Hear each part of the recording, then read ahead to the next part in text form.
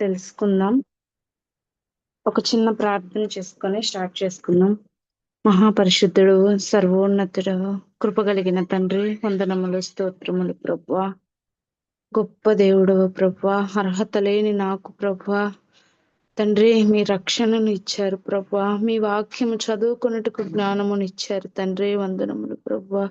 మరి ఈ రోజున ప్రభువా, మరి అత్యధికమైన కృపతో నా తండ్రి మీ మాటలు చెప్పుటకు కూడా నాకు అవకాశం ఇస్తున్నారు తండ్రి, వందనములు ప్రభువా.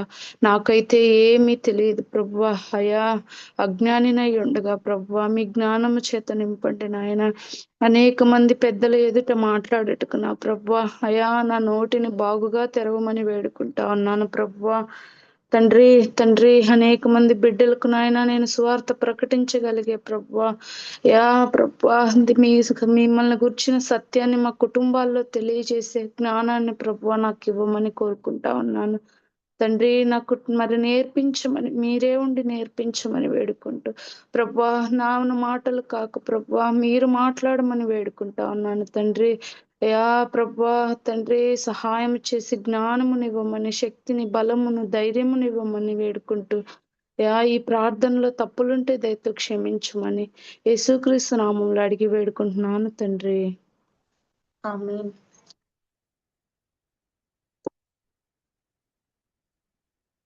ఈరోజు 5వ మాటగా దేవుడు మాట్లాడిన మాటను చూసుకుందాం. యోహాను సువార్త 19వ అధ్యాయము 28వ వచనము. యోహాను సువార్త 19వ అధ్యాయము 28వ వచనం చూసుకుందాం. అటు తరువాత సమస్తమును అప్పటికి సమాప్తమైనదని యేసు ఎరిగి, లేఖనము నెరవేరునట్లు నేను దప్పిగొనిచున్నాను అనెను. చిరకతో నిండి ఉన్న ఒక పాత్రను అక్కడ పెట్టి ఉండెను గనుక వారు ఒక స్పాంజి చిరకతో నింపి హిస్సోపు పుడకకు తగిలించి ఆయన నోటికి అందించిరి.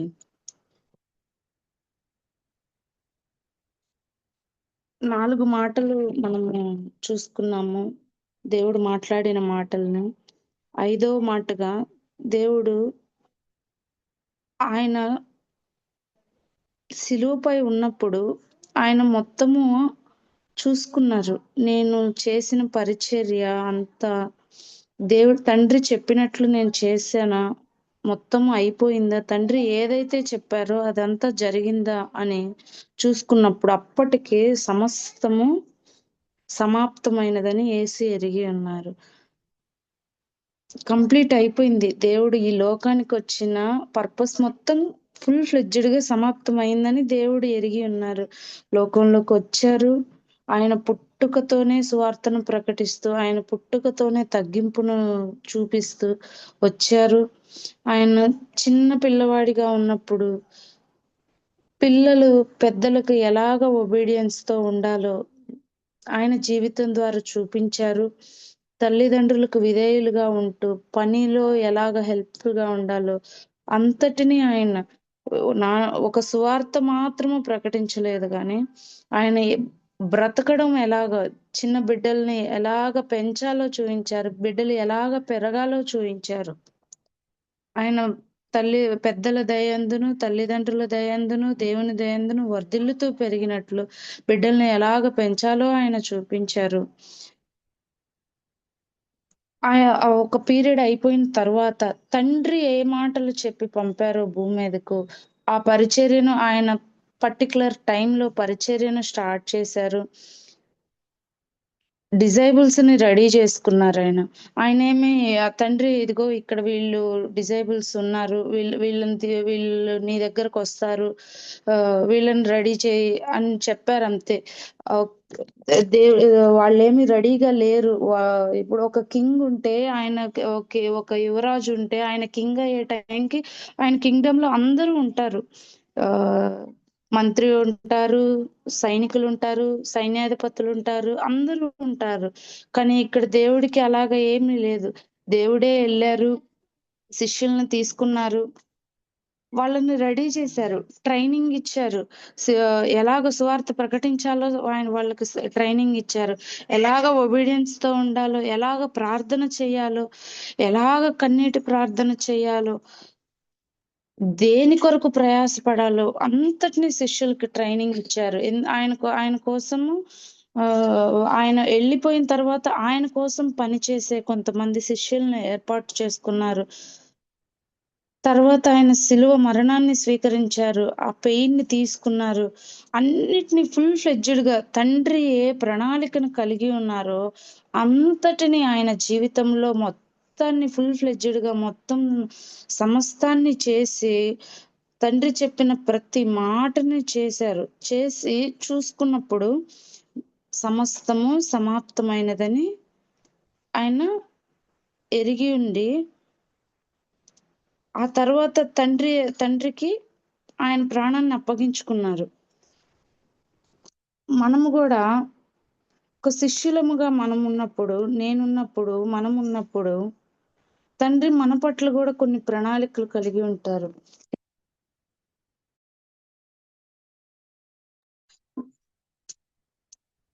ప్రత్యేకమైన ప్రణాళిక మనందరి పట్ల కలిగి ఉంటారు. దేవుడు మనల్ని పిలుచుకున్నారు, రక్షణలోనికి నడిపించారు అంటే ఖచ్చితంగా మన యందు ఏదో ఒక ప్రణాళికను ఏదైనా అది మనం కొంతమంది గ్రహించవచ్చు, కొంతమంది గ్రహించకపోవచ్చు. పరిచర్య అవ్వచ్చు, కుటుంబంలో అవ్వచ్చు, సంఘంలో అవ్వచ్చు, జాబ్‌లో అవ్వచ్చు. ఎక్కడైనా మన పట్ల ఖచ్చితమైన ప్రణాళిక ఉంటది. ఆ ప్రణాళికను దేవుడు యేసుక్రీస్తు ప్రభువారి వలె మనం కూడా ఫుల్ ఫ్లెడ్జెడ్‌గా దేవుడు మన యందు కలిగి ఉన్న ప్రణాళికను మనము నెరవేర్చుకుంటున్నామా లేదా?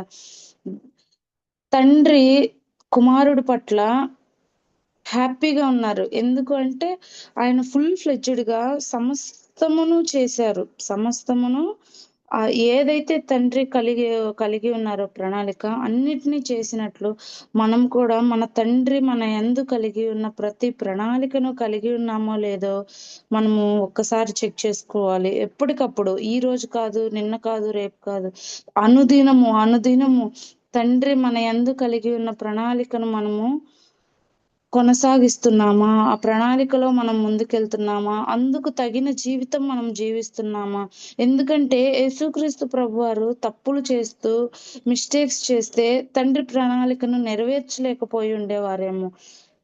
ఆయన ఆయన యందు ఏ దోషము కనపడనంత పరిశుద్ధముగా ఆయన ఈ భూమి మీద జీవించినట్లు, మనం కూడా మన జీవితంలో అంత పరిశుద్ధత కలిగి జీవించటానికి అనుదినము ప్రయాసపడాలి. అనుదినము ప్రార్థన జేసుకోవాలి.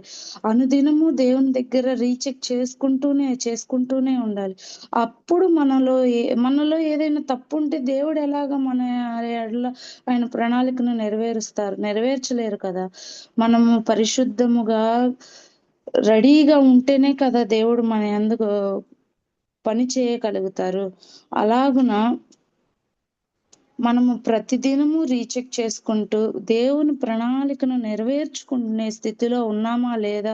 నెరవేరుస్తున్నామా లేదా? అనేది మనం ఎప్పటికప్పుడు చెక్ చేసుకోవాలి. ఎందుకంటే మనకున్న విజన్ ఇదే. మనకున్న పని ఇదే ఈ భూమి మీద.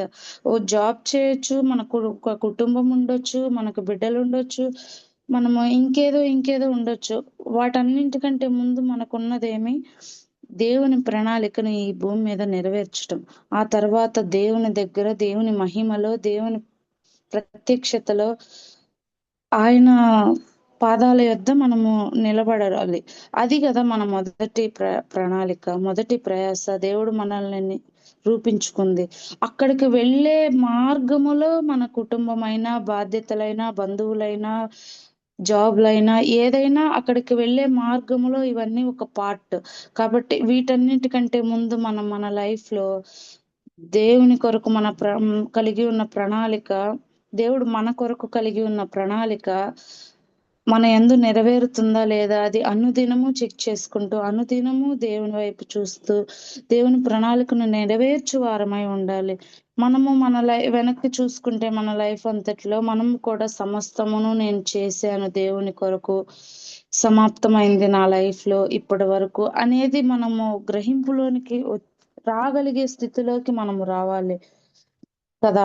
అలాగా ఉండాలని నేను చెప్తా ఉన్నాను. తర్వాత చూసుకున్నట్లయితే యేసు ఎరిగి లేఖనము నెరవేరునట్లు నేను దప్పిగొనుచున్నాననెను. దేవుడు గూడా ఇక్కడ నేను దప్పిగొనుచున్నాను అన్న ఒక మాటలో నేను దేవుని బిడ్డను కాదు, మనుష్యుడను ఇప్పుడు.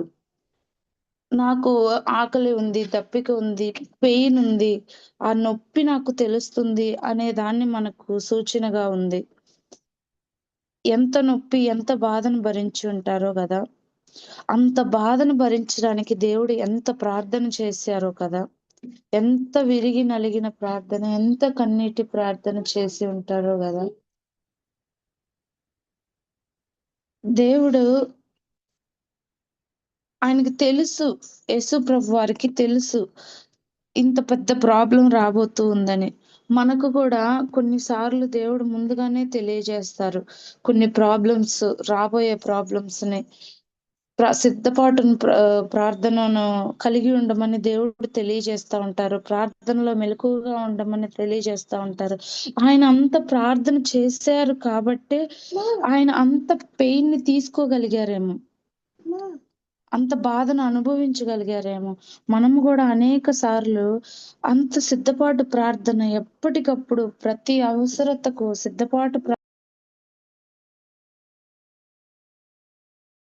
అంత సిద్ధపాటు ప్రార్థన కలిగి ఉండాలని దేవుడు మన యందు ప్రణాళిక నెరవేర్చుటకు ఏమంటే మనకు యందు ప్రణాళిక అంటే అదేమి ఒకటి చిన్నది కాదు గదా! ఎన్నో శ్రమల్ శ్రమల్లో దేవుడు మనల్ని నిలబెడతారేమో! వెలుగుగా నిలబెడతారేమో! ఆ శ్రమలను అనుభవించాలంటే ముందు మనం సిద్ధపాటు కలిగి ఉండాలి కదా! ఆ సిద్ధపాటుకు ఎంత ప్రార్థన కలిగి ఉండాలో కదా! దేవుడికే ప్రార్థన అవసరమైందంటే మనకింకెంత ప్రార్థన కలిగి ఉండాలో కదా! సిద్ధపాటు ప్రార్థన కలిగి ఉండాలి. అప్పుడు దేవుడు ఆ పెయిన్‌ని తీసుకున్నట్లు మనం కూడా ఆ శ్రమలను తీసుకోగలుగుతాం. ఆ శ్రమల్లో నిలబడగలుగుతాం. ఆ బాధలో దేవునికి నమ్మకంగా, దేవునికి ఇష్టంగా మనం నిలబడగలుగుతాం. అనేకులకు మాదిరికరంగా జీవించగలుగుతామేమో కదా! అలాగున మనము సిద్ధపాటు కలిగి, ప్రార్థనలో సిద్ధపాటు కలిగి, పరిచర్యలో దేవుని పరిచర్యలో దేవుడిచ్చిన ఈ జీవితంలో మనము సూచనగా సమస్తమునకు సమాప్తమైనట్లు మనము కూడా మన జీవితంలో నేను దేవుని ప్రణాళికను సమస్తము చేశాను అనే ఒక స్థిరమైన నిర్ణయముతో దేవుని మహిమలో కనపడాలని కోరుకుంటూ ఈ మాటలు కొద్ది మాటలు దేవుడు దీవించునుగాక. తప్పులుంటే దయతో క్షమించునుగాక. ఆమేన్. థాంక్ యూ అందరికి.